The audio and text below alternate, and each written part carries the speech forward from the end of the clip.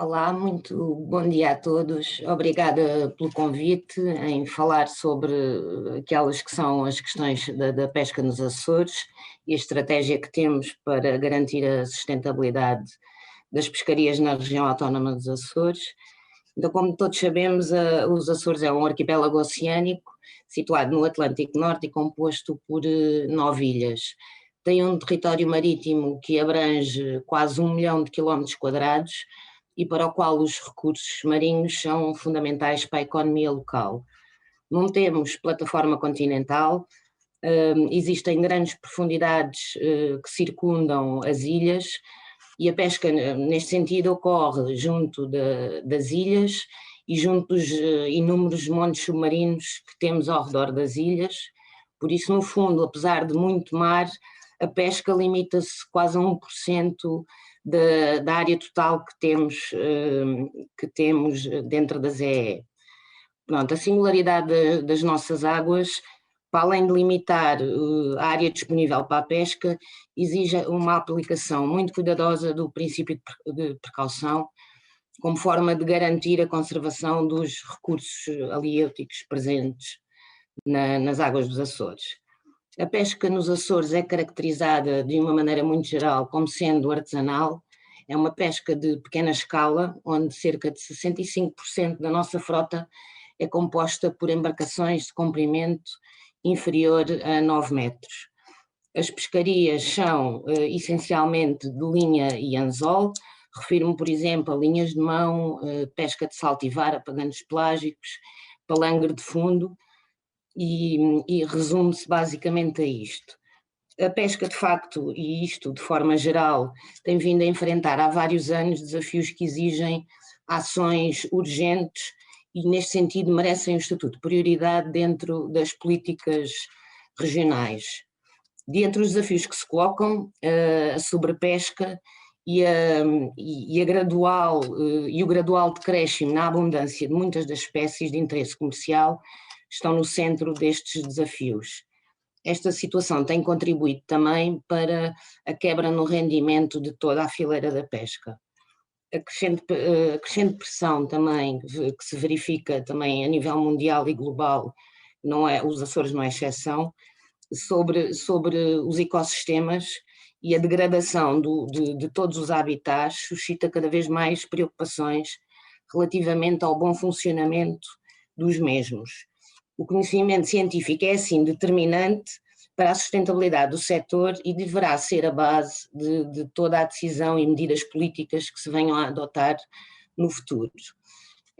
A tomada de decisão política prevê-se que seja consciente, participativa e inclusiva e com uma base científica muito forte.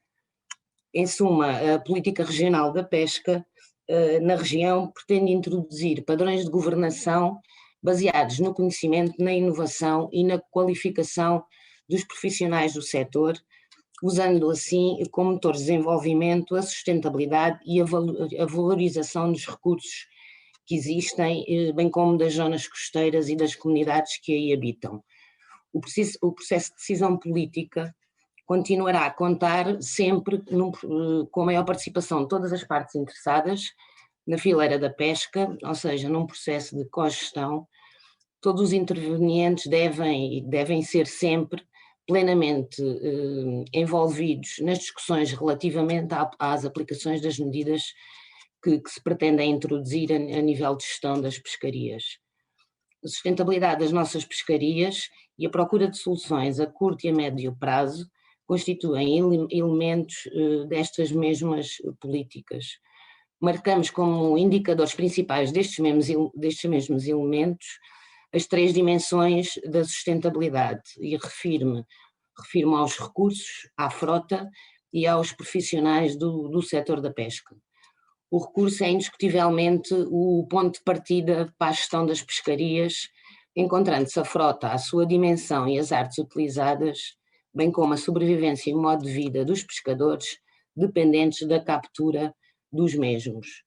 Por isso é essencial que se conheça com exatidão o estado de conservação dos recursos disponíveis à pesca e depois, em função deste estado de conservação, e assim determinamos ou aplicamos medidas de gestão de controle da frota e arranjamos aqui um ponto de equilíbrio para com os profissionais e a forma de vida dos profissionais, tentando valorizar de alguma forma os recursos existentes. Conscientes da viabilidade económica e da competitividade do setor das pescas, pressupomos que a definição de estratégias tomem em consideração os estádios do recurso, foi o que acabei de dizer, única via para garantir a exploração sustentável, dando por isso prioridade à avaliação, como também já referi. A melhoria da eficiência da frota é também um objetivo a defender. A pesca artesanal deve produzir peixe fresco de grande qualidade para exportação ou consumo interno, com a devida certificação da qualidade e da origem, permitindo assim valorizar o pescado da região. Devemos continuar sempre a valorizar o nosso pescado através da diferenciação que reside na forma artesanal como é capturado, mas também na sua qualidade alimentar. Continuaremos também a dignificar a atividade pela valorização do capital humano de suporte à pesca, apostando na formação e qualificação no âmbito das atividades ligadas ao mar.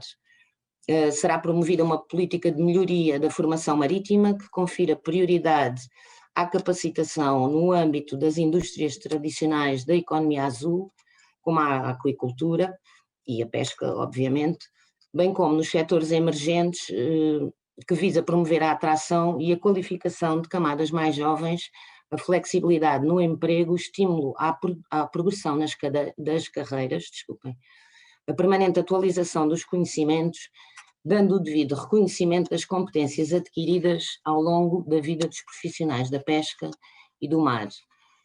Contudo, a situação do setor na região continua a demandar uma ação política consistente e determinada para que torne a atividade da pesca rentável e atrativa aos mais jovens. Relativamente às estratégias de gestão que visam sempre a sustentabilidade do setor, e tal como acontece em diferentes Estados-membros da União Europeia, a região autónoma dos Açores está sujeita a um grande conjunto de políticas, leis, acordos, quer internacionais, quer nacionais, que controlam o setor da pesca.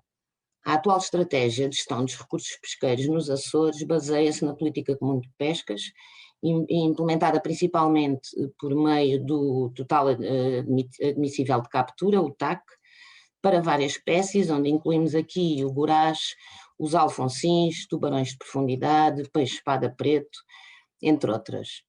Para além das imposições europeias, a região tem vindo também a adotar diferentes medidas técnicas, e refiro-me, por exemplo, a tamanhos ou pesos mínimos de captura, tamanhos mínimos de malhas de redes, a limitação das licenças para algumas artes de pesca, como são, por exemplo, as redes de emalhar ou as armadilhas.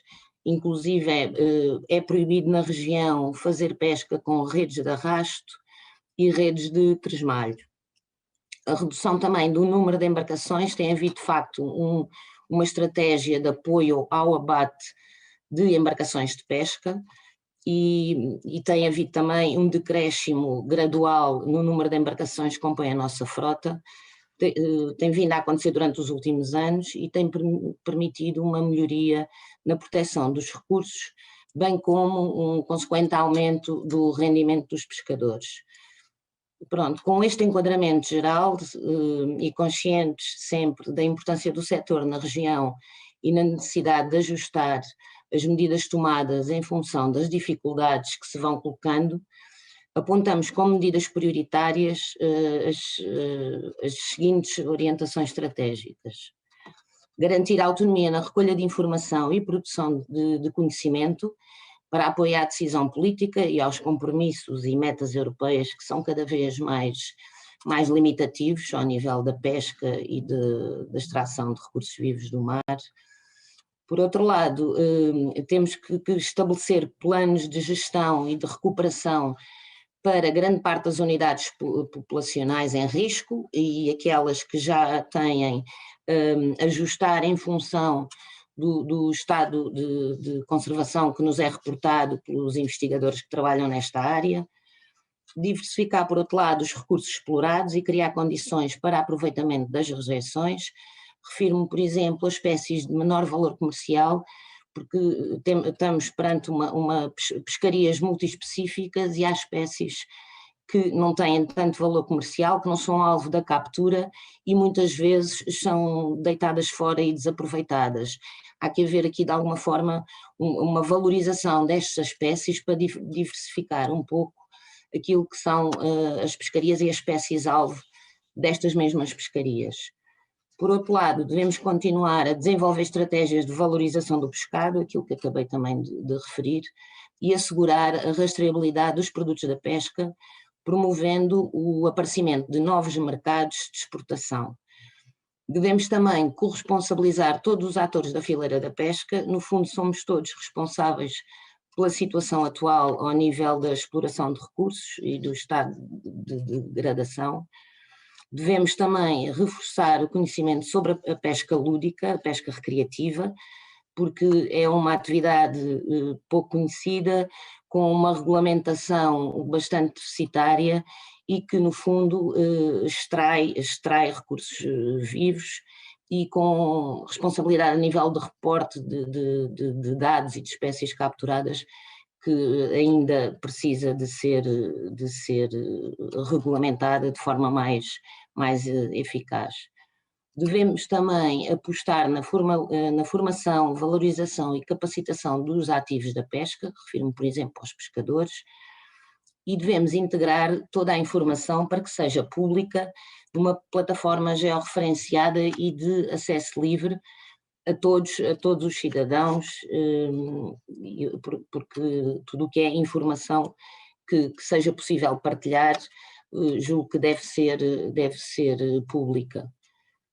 E de uma maneira geral julgo ter resumido um pouco aquilo que são, não só a situação de forma muito geral o que compõe a frota e as principais artes de pesca e no fundo aquilo que são as nossas estratégias que passam muito também por o conhecimento científico, o conhecimento do estado de conservação das espécies-alvo.